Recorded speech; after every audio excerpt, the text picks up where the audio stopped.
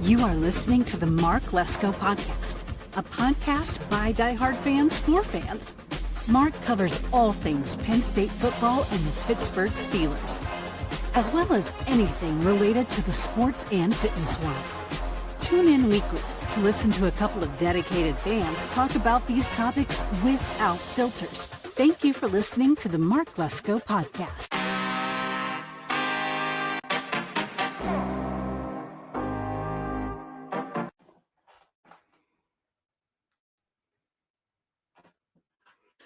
What's up, Steeler Nation? I am your host, J-Rod. Welcome to the Mark Lesko Podcast, and this is the first episode of Steelers Central, the new Steelers Central.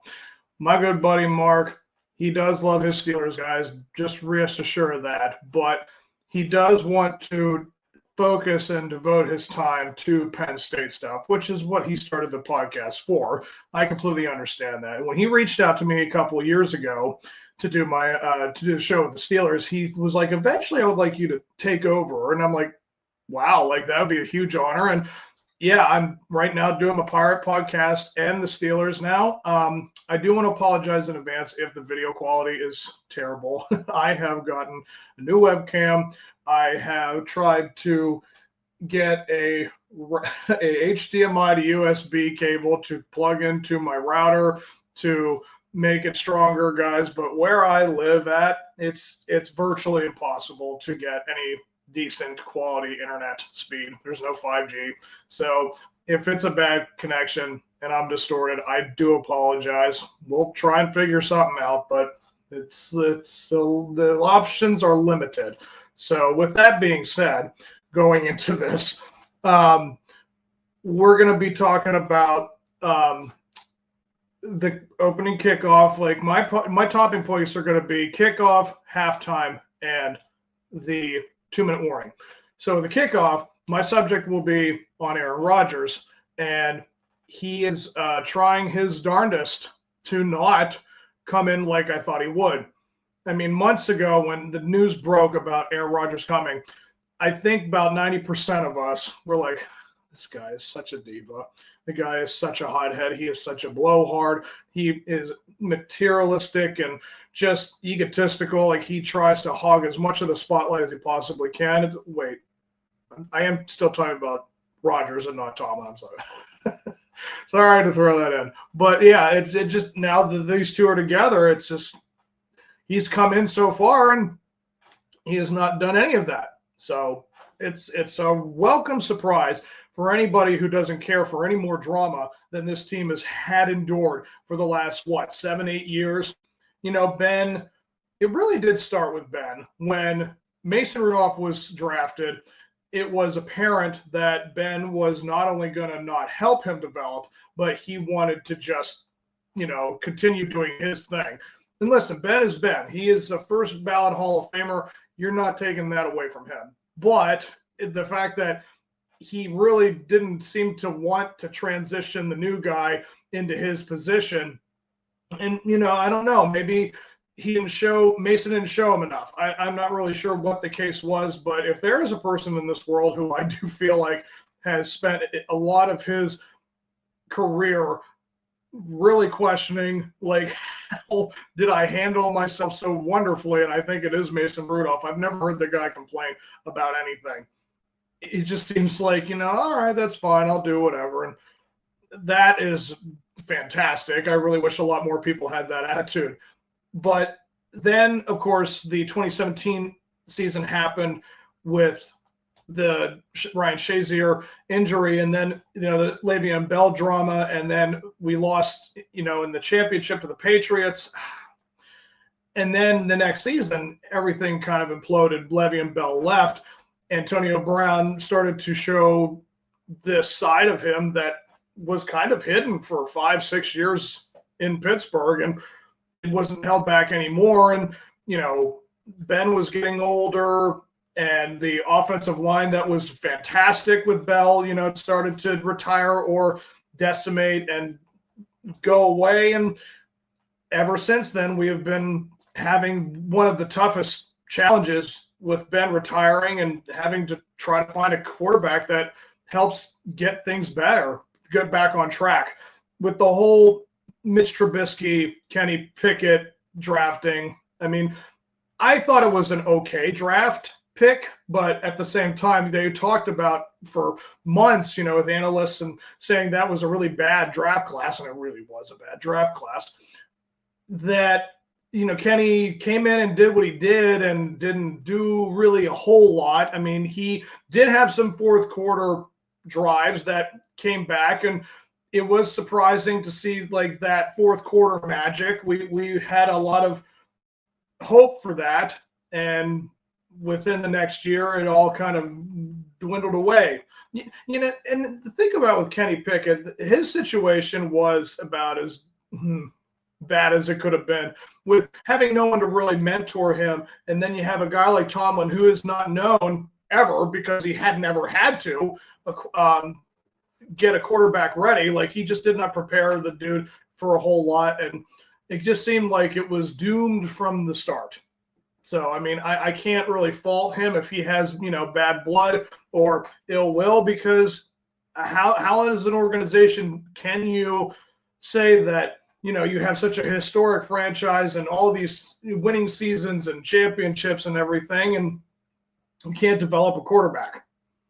It's like you expect the guys to just be born with the talent. And I mean, listen, on a personal note for me, that's how I kind of carry my life, where it's like, if I wasn't born with it, it's just, I don't learn it. So, I mean, it's just kind of, I think, what the Steelers' attitude is when it comes to development. It's just like, either you come in being extremely talented, or you ain't going to do anything, because we don't do that. We don't give you the schematics. So that whole Kenny Pickett thing was about as abysmal a situation. And then on top of all the other things he had the wide receivers that he had to go through. I mean, my goodness, talk about a carousel of divas. With Antonio Brown leaving, then it became the Chase Claypool problem, the Juju Smith problem, the Deontay Johnson problem, and then, of course, George Pickens. It's just nuts to know that we had all that talent, but none of it really transpired well, because these guys could not get out of their own way. It's unbelievable what this organization had to endure. And yeah, so when you found out last year, when we were not getting just Russell Wilson and Justin Fields, that it was an unbelievable precedent that it's like you got both of them for practically nothing. And there was abundance of talent between both of them. It was like, oh my goodness, our quarterback problems are saved. They're solved. Our quarterback problems are solved. And then after the season was over, they're both gone. I mean, it is showing a lot of light. They're shedding a lot of light on these problems, where the coaching staff, head coach, and offense and mostly offense, but they just don't develop. They just do not take any kind of responsibility towards making these guys better. It's like, either you do it or move on, or we move on. But now with Aaron Rodgers, with a guy who has had a reputation of being one of the most accurate quarterbacks in the history of the NFL, not even the question of this generation, in the history of the NFL. Again, I knew how skeptic I was, and I knew how much I did not want it. But if you put his skill set into it and don't talk about his personality or past personality, like, it's definitely a refreshing scene to see that, he's actually come in and so far look as good as anyone can. Even with mandatory mini camp, I get it. Like, it's nothing. There's almost no padding, no hitting. I get that. It's not even close to a real game. But hearing all of the stories coming out where all the players seem to really like the guy, the coaching staff seems to really be coming on board. And again, he hasn't shown any of that side of him that makes people reluctant to say, oh gosh, I just don't want to deal with this guy. So it's nice. I'm very much curious to see what is going to happen next with Aaron Rodgers. And that's really what it comes now. Of course, we segue into the second part, which is my halftime report, which will be the TJ Watt talks and continuation. Yeah, this is obviously something that needs to be done. And of course, we wish it would be done yesterday. The fact that he missed, OTAs and minicamp and all that stuff, it's definitely showing that the Steelers care more about health with him in particular, because the longer he's not doing anything, and again, he wouldn't have been doing a whole lot anyway, because again, these OTAs and minicamps are not about being physical. They're just about being, present. So I know that it's important for TJ to stay healthy. I get it. And I know that he has recently had another kid. So, I think they're trying to be accommodating with all of the things that's going on in the off season. And that's understandable completely. But the fact that a guy like Myles Garrett, and that news that broke where he is guaranteed $40 million a year. I don't know the specifics of that deal, but I do know he is guaranteed $40 million a year. That's just insane. Now, listen, Myles Garrett won Defensive Player of the Year. They wanted to give that award to him.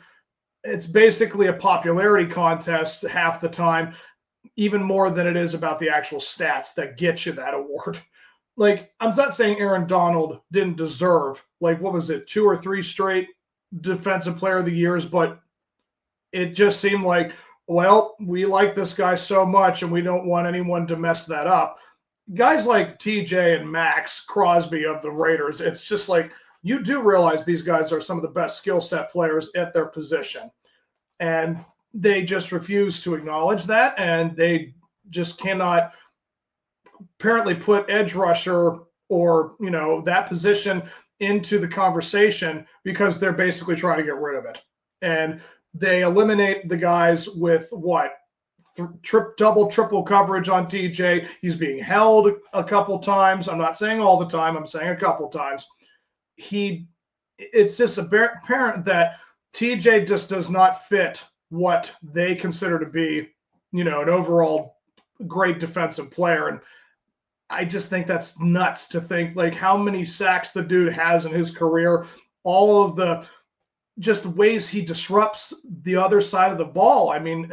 It's not even close that TJ is not only the biggest surprise defensively, he just absolutely owns that position. I think that is the most important player they have, and I just think that he needs to be rewarded for it. Now, does he see the numbers that Myles got?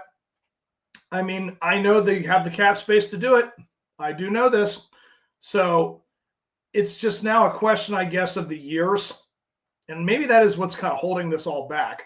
Because if it's a 4 or 5 year deal, then it's how much money do you give? If that's, what is it, a 5-year, $200 million deal? Holy cow, that would be crazy. But that's kind of what they're expecting to give to him. I just know that he is definitely worth it. I know he's 31. He's going to be 31 years old this year. But they definitely have had a remarkable career, with this guy.